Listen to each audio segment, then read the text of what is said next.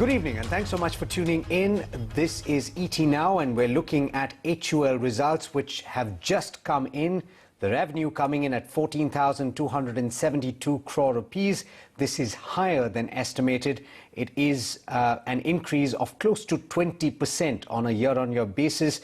The PAT has come in at about 2,289 crore rupees, and that too is above expectations. It compares with a PAT of 2,061 crore rupees from the previous year. The EBITDA margins, which were expected to be under pressure on account of inflation and on account of raw material costs, have come in at 23.2%, and this is also being seen as healthy. And this is despite the inflationary pressures. To a certain extent, price increases that have been undertaken by the company have been able to offset the implications of the price increase of the inflation during the quarter gone by. Let's talk about this in a bit more detail. We've got Abneesh Roy, who's the Executive Vice President, Institutional Equity Research at Edelweiss Securities, joining in. We've also got Naveen Kulkarni, who's the Chief Investment Officer at Axis Securities. I'll go to you. Okay, let me go across to Naveen if we have him right now. Naveen, just your initial take. The profit number, the revenue number seemingly above the expectations, margins more or less in line with expectations. Can we say then broadly prima facie that this is a positive result?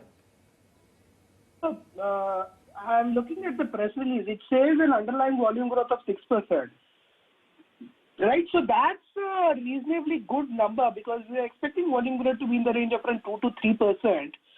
So on that sense, the volume number definitely looks quite encouraging because that's a key operating metric that we were tracking. Apart from that, the profit growth, which is profit before exceptional items, around 17% growth, that also looks, I would say, that encouraging. So overall, good volume growth, earnings above expectations. I would say that these are a good set of numbers.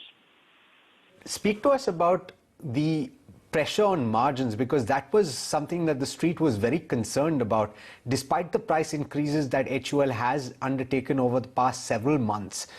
That was seen, and I take it with your point on volumes, because that's the other factor, right? Because there was an expectation that demand would be impacted to a certain extent. That doesn't seem to have happened. What's your view on margins?